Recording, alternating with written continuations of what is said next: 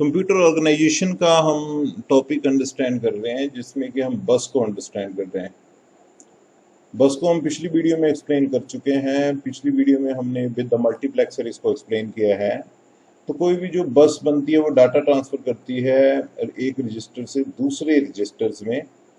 तो एक common medium हो आर्किटेक्चर होता है, डेवलप होता है, जिसमें कि रजिस्टर से वो बिट्स को लेता है और उस पर माइक्रो ऑपरेशन परफॉर्म करके वो दूसरी जगह पे उसको स्टोर करते हैं, register to register. But already हमने मल्टीप्लेक्सर की हेल्प से डिस्कस किया है। अब हम अंडरस्टैंड करते हैं कि बस को हमने बनाना है। बस को हमने उसका आर्किटेक्चर क्रिएट करना है with the help of 3 state buffer.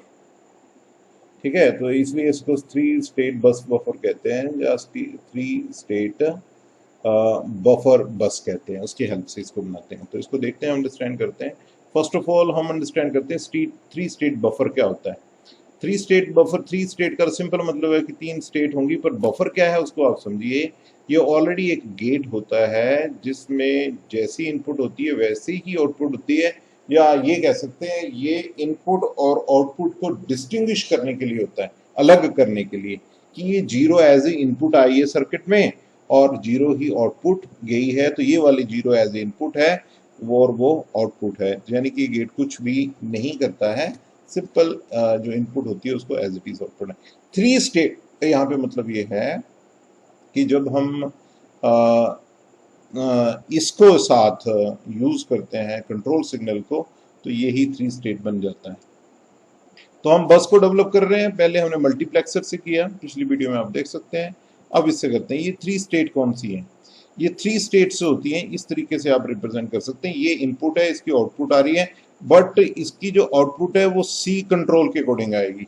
जो कंट्रोल सी है उसकी 2 वैल्यू 1 एंड 0, यानी इनेबल और डिसेबल, यानी कि बफर काम कर रहा है या नहीं काम कर रहा है। पिछली वीडियो में आपने मल्टीप्लेक्सर में थोड़ा सा आपको याद दिलाएं कि मल्टीप्लेक्सर वहां पे 4x1 का यूज किया था, सिलेक्शन की यूज की थी। वो ये डिफाइन कर रही थी कि कौन सी 4 में से एक बिट क्या है जा रही है, बाकी बिट्स क्या है नहीं ट्रांसफर हो रही है। तो उसी के पॉइंट ऑफ व्यू से ये जो कंट्रोल की है इसकी कितनी वैल्यू है? 2 वैल्यू। ए इनेबल की भी, कंट्रोल की भी कहते हैं इसको। यदि इसकी वैल्यू 1 होती है तो ये बफर इस तरीके से काम करेगा, 0 पे 0 देगा, 1 पे 1 देगा, 2 स्टेट क्लियर होगी। जब C इक्वल टू 0 है तो ये कुछ भी नहीं करता है, हाई इंपीडेंस में चला जाता है। हाई इंपीडेंस का बच्चों मतलब ये होता है कि लो करंट है उसमें, यानी कि नेग्लिजिबल करंट है पर वोल्टेज हाई है, उसको हाई कहते हैं। तो 3 स्टेट क्लियर है। 1 पे 0 और 1 2 स्टेट, और 0 पे हाई इंपीडेंस 3rd स्टेट। तो हाई पे इंपीडेंस है उसके ये जो सर्किट है ये ओपन सर्किट की तरह बिहेव करता है, यानी कि कहने का मतलब आउटपुट क्या हो जाती है? डिस्कनेक्टेड हो जाती है, आउटपुट जाती नहीं, जो कि हमारी रिक्वायरमेंट थी, जो हम with the help of multiplexer और सिलेक्शन की यूज कर रहे थे मल्टीप्लेक्सर की हेल्प से जब हमने बस बनाई थी। तो है क्या है? It is a normal input and control input. Normal input होती है और इसमें कंट्रोल इनपुट होती है। जब इसकी बात करें तो नॉर्मल इनपुट ए है, किसी रजिस्टर की कोई एक वैल्यू, और ये कंट्रोल इनपुट सी है। कंट्रोल इनपुट की 2 वैल्यूज हैं, एक 1 जो कि इनेबल को रिप्रेजेंट करती है, 0 डिसेबल को रिप्रेजेंट करती है। इनेबल का मतलब क्या है कि ये कन्वेंशनल बफर की तरह काम करता है, और जब हमारे पास 0 होती है तो हाई इंपीडेंस स्टेट में चला जाता है जिसकी कोई सिग्निफिकेंस नहीं होती है। जनरली हम इस 3 स्टेट बफर को यूज करते हैं बस को बनाने के लिए।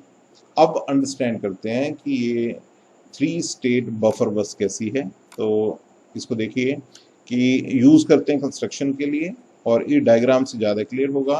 हमने 4 बिट्स के लिए लिया है। हमारे पास 4 रजिस्टर्स हैं और 4 रजिस्टर की 0 0 वाली बिट्स को हमने लिया है।